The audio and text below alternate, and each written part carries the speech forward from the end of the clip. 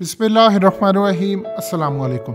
Moscow Russia में आज बहुत बड़ा दंगल लग चुका है और ये दंगल अमेरिका का कब्रिस्तान साबित होगा। इस दंगल के अंदर अफ़गान तालिबान जब पहुँचे और उनका क्या शानदार इस्तकबाल वहाँ पर किया गया, सारी दुनिया के मीडिया की नज़रें सिर्फ़ और सिर्फ अफ़गान तालिबान की जानिब थी और वो ये देख रहे थे कि ये हैं वो लोग जिन्होंने पहले सोवियत यूनियन के टुकड़े टुकड़े किए और अब अमेरिका को शिकस्त दी। अमेरिका असल में अल्लाह की तरफ से अमेरिका पर अजाब आया हुआ है, वो चाह रहे हैं कि हमारे टुकड़े टुकड़े हो जाएं। यही गलती की थी सोवियत यूनियन ने। उनको जब अंदाज़ा हो गया था कि हमें निकल जाना चाहिए, वो नहीं निकले। अब ट्रंप को आकर रियलाइज़ हुआ है कि इनको निकाल दिया जाए, ये नहीं निकले और अब मॉस्को के अंदर जब इनको देखा गया कि अच्छा ये वो लोग हैं कि जिन्होंने अब अमेरिका के टुकड़े करने हैं, क्योंकि कुदरत की जानिब से बाइडन की मत मारी गई है, उसने कह दिया है कि वो डेडलाइन के बाद नहीं निकलने वाला और यहाँ पर दंगल लग चुका। अब यहाँ पर जब अफ़गान तालिबान आए तो सारी दुनिया की नज़रें इन पर थी, इनको कवर किया जा रहा था, पूरी दुनिया के अंदर इनको पैगाम दिया गया। असल स्टेज अब आपके लिए सजा है और आप यहाँ पर बैठकर फैसला करेंगे अमेरिका का मुस्तकबिल। चाइना, पाकिस्तान, कतर, रशिया, बड़े बड़े ममालिक यहाँ पर पहुंचे। अगर नहीं कोई पहुंचा तो इंडिया नहीं पहुंचा, यूएन के जो स्पेशल इन्वॉय थे वो भी पहुंचे, ज़ल्मे खलीलजाद तक वहाँ पर पहुंचे और एक बहुत बड़ी कॉन्फ्रेंस और यहाँ पर दंगल सज चुका है।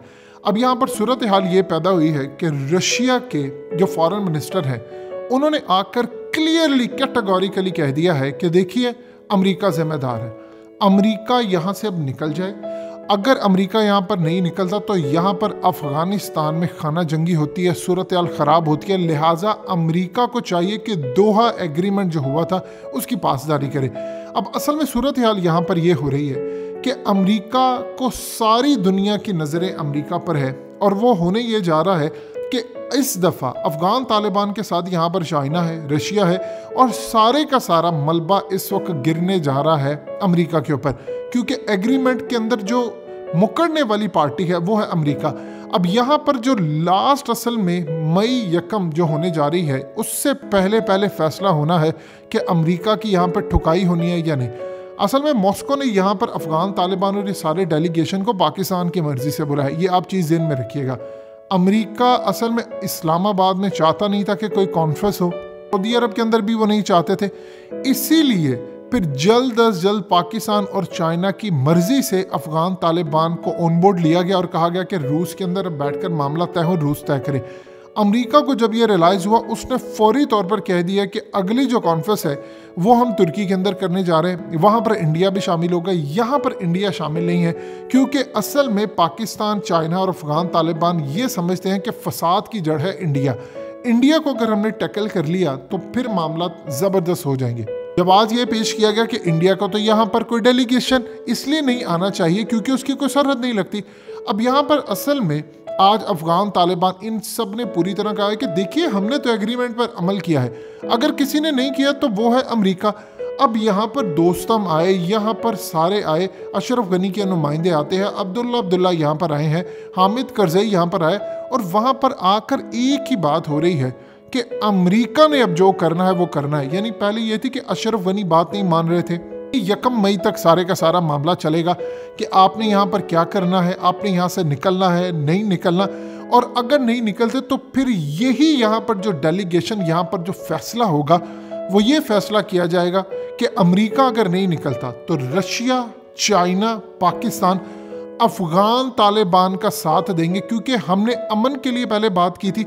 अब यहाँ पर अगर नहीं आता तो फिर ये तमाम के तमाम जितने ममालिक हैं वो अफ़गान तालिबान की बैक करेंगे क्योंकि जो पार्टी इस पूरे एग्रीमेंट से मुनहरिफ होती है जिम्मेदारी उस पर आयद होती है। लिहाजा पाकिस्तान, रशिया अफ़गान तालिबान को सपोर्ट करेंगे, चाइना बैक करेगा, टेक्नोलॉजी, फिर तमाम चीज़ें जो जंग होगी उसके अंदर अमेरिका का साथ नहीं दिया जाएगा।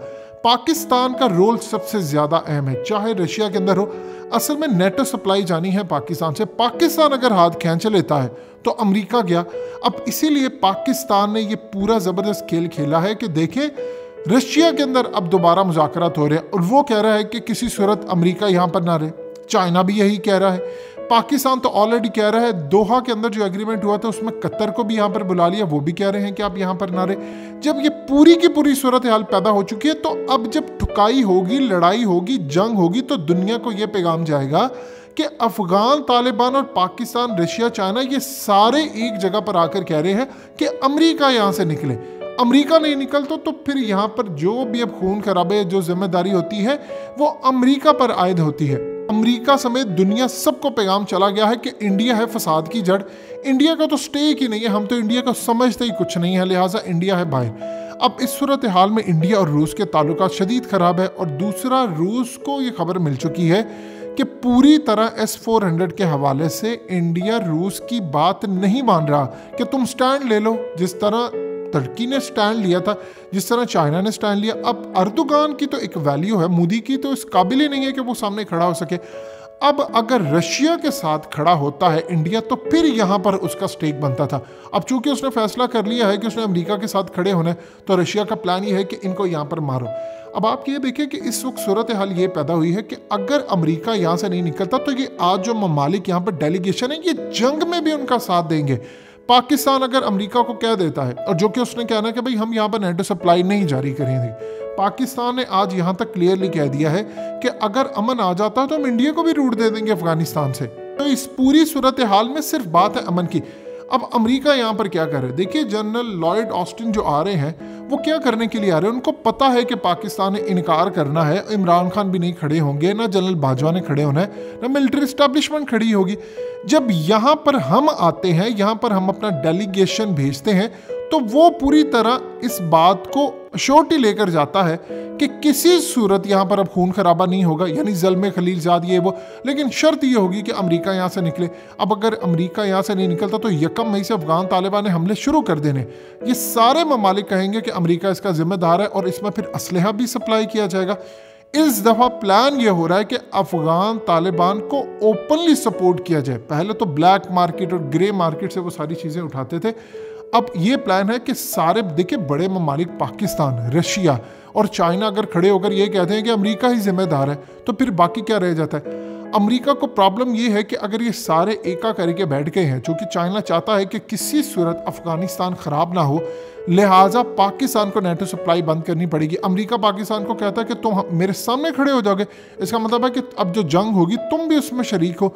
लिहाजा अमेरिका का अगर नेटो सप्लाई का यहाँ सामान ही नहीं आता, तो क्या हेलीकॉप्टर से लेकर आना है। अब हेलीकॉप्टरों से लेकर आएगा तो चाइना तो मदद करेगा अफगान तालिबान की। चाइना की ऑलरेडी पाकिस्तान के थ्रू अफगान तालिबान से डील हो चुकी है कि अफगानिस्तान के मिनरल्स को निकालने के लिए चाइना अपनी टेक्नोलॉजी देगा, अफगान तालिबान उनसे लेगा। अब कल को अफगान तालिबान कहता है कि हमें, उनका डेलीगेशन उठकर चाइना जाकर ये कहे कि हमें आप अपनी टेक्नोलॉजी दें, हम आपसे खरीदना चाहते हैं, आप उसके बदले मिनरल्स लें, हमारे यहाँ से आकर मामला तय करें, कि चाइना नहीं देगा।